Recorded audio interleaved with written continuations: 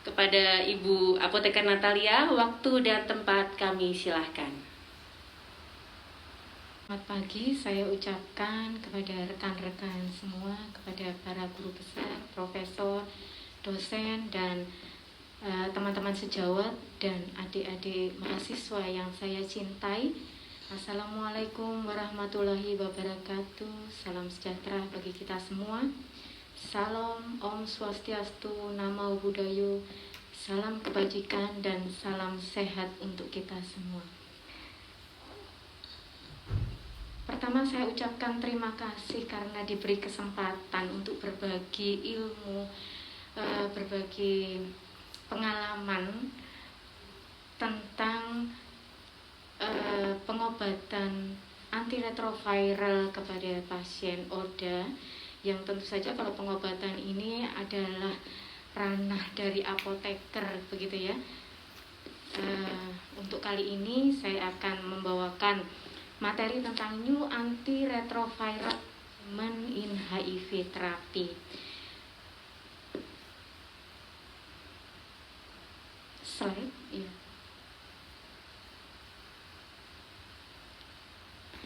Nah, di sini HIV merupakan epidemi di Indonesia.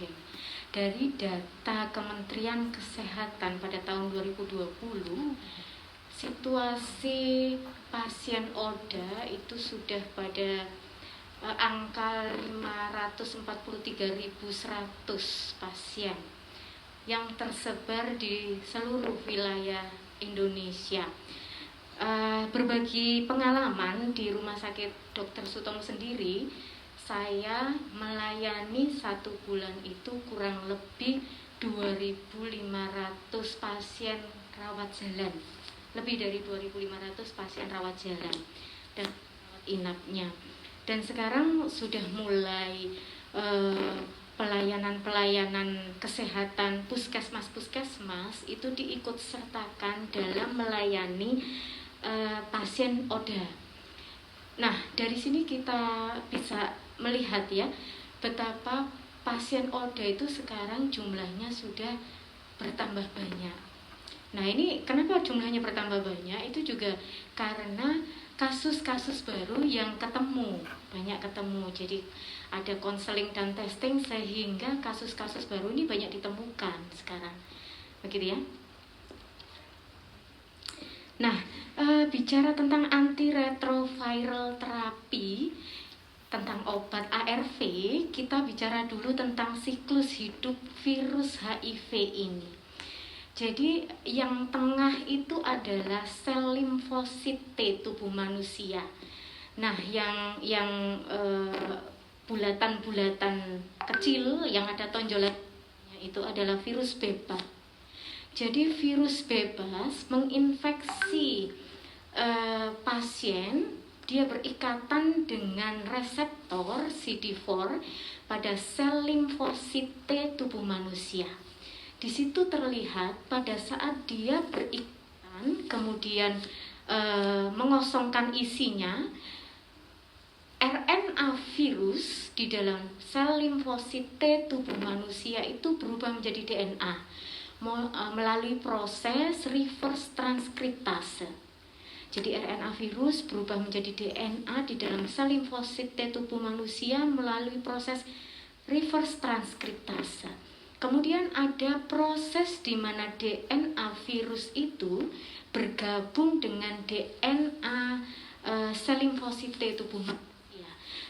Dia membuat rantai baru, rantai virus yang baru, kemudian waktu sel yang terinfeksi membagi, terbentuk materi-materi virus yang baru, kemudian dirakit, dan kemudian virus itu keluar dari sel limfosit T tubuh manusia menjadi virus yang baru. Ini proses replikasi, dan proses ini tidak hanya satu, yang dihasilkan tidak hanya satu virus, tapi ribuan kopi, bisa menjadi ribuan kopi. Nah, di sini terlihat mekanisme kerja dari antiretroviral. gambar ini juga sama dengan gambar yang tadi sebenarnya. Jadi yang kuning ini adalah sel limfosit T tubuh manusia ya. Yang merah-merah itu adalah virus. Nah, ada antiretroviral golongan N3 inhibitor. Jadi sebenarnya antiretroviral itu kan mekanisme adalah menghambat replikasi virus atau menghambat perbanyakan jumlah virus. Nah, di sini ada beberapa mekanisme, ada beberapa jenis ARV.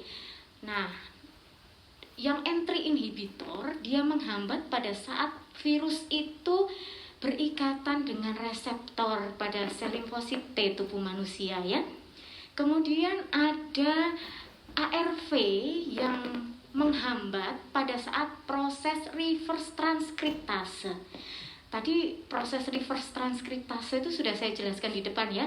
Pada saat RNA virus berubah menjadi DNA di sel limfosit T tubuh manusia. Itu ada ARV yang menghambat di situ mekanismenya. Ada dua.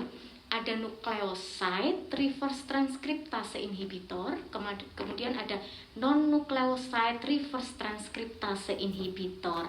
Nah, ini contoh-contohnya kalau NRTI yang kita sebut biasanya NRTI ya, nucleoside reverse transkriptase inhibitor yang ada di Indonesia itu ada abacavir, kemudian emtricitabine, lamivudine, tenofovir dan sidofudin. Kemudian untuk non-nucleoside reverse transkriptase inhibitor itu ada efavirenz dan nevirapin. Belum lama ini ada rilpivirine, cuman sudah tidak ada lagi, tidak ada lagi di Indonesia ya. Kemudian ada ARV golongan integrase inhibitor.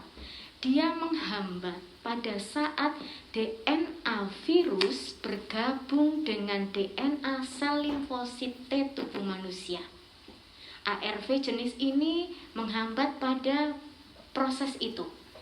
Ada dua, yaitu ARV dolutegravir dan reltegravir. Dan yang ada di Indonesia itu yang dolutegravir.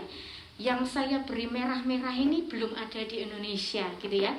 Yang hitam-hitam ini yang sudah ada. Kemudian yang hijau ini yang sedang dalam penelitian kita ya.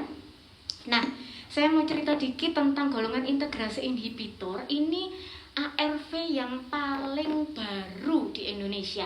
Baru dirilis mungkin belum ada 1 tahun, belum ada 6 bulan. Kami menggunakan dan itu sudah ada di layanan. Jadi golongan DTG singkatnya ya, dolutegravir. Kalau reltegravir ini belum ada. Kemudian ada ARV golongan protease inhibitor. Nah, ini yang ada di Indonesia itu golongan lopinavir yang dibooster dengan ritonavir. Jadi FDC, lopinavir dan ritonavir. Nah, untuk atasanavir ini belum ada di Indonesia. Untuk darunavir ini kita sedang dalam penelitian. Dan ritonavir tunggal itu kita sedang ada dalam penelitian. Jadi ini multi-center penelitiannya. Kebetulan di Indonesia ini ada 4 site ya. Ada 4 site termasuk Rumah Sakit Dr. Sutomo.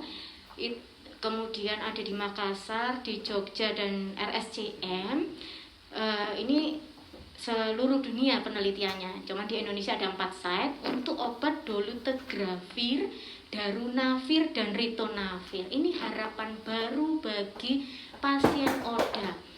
Selama penelitian ini berlangsung, kebetulan saya juga ikut dalam penelitian, tim peneliti. Ini ada ada harapan-harapan baru dengan hasil efektivitas yang baik. Jadi kalau efektivitas terapi itu dinilainya dari tiga indikator. Nanti saya cerita di belakang ya. Jadi sementara penelitian berjalan ini CD4 pasiennya makin baik, kemudian viral load atau lonjakan virus itu makin turun pada penelitian ini. Jadi ini harapan baru bagi pasien ODA. Kami berharap bahwa ini akan bisa menggantikan obat-obat yang jadi saya cerita begini ya. Antiretroviral itu sama dengan antibiotik. Jadi dia bisa resisten. Kalau obat itu resisten, dia tidak bisa efektif menghambat replikasi virus. Nah, resistensi obat itu biasanya lebih cepat daripada penemuan obat baru ya. Jadi kalau penemuan obat baru, penelitiannya harus multicenter, in vivo, in vitro, itu kan lama sekali ya. Nanti kita bicara di belakangnya. Sebenarnya saya pengen sekali banyak berbagi ya, 2 menit ini ya. Baik.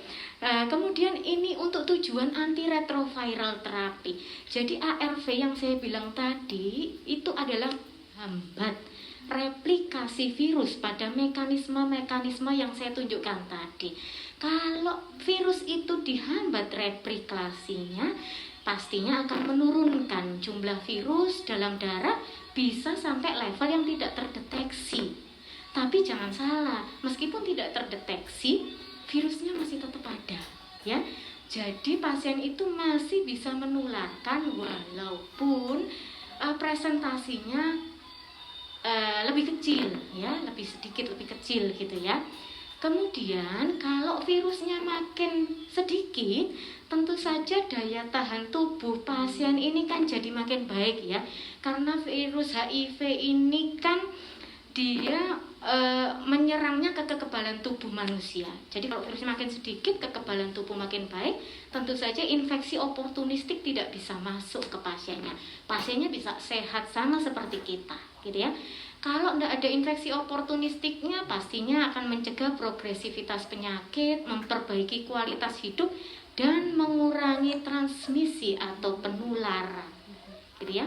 Jadi harapannya ARV adalah agar virusnya itu sampai tidak terdeteksi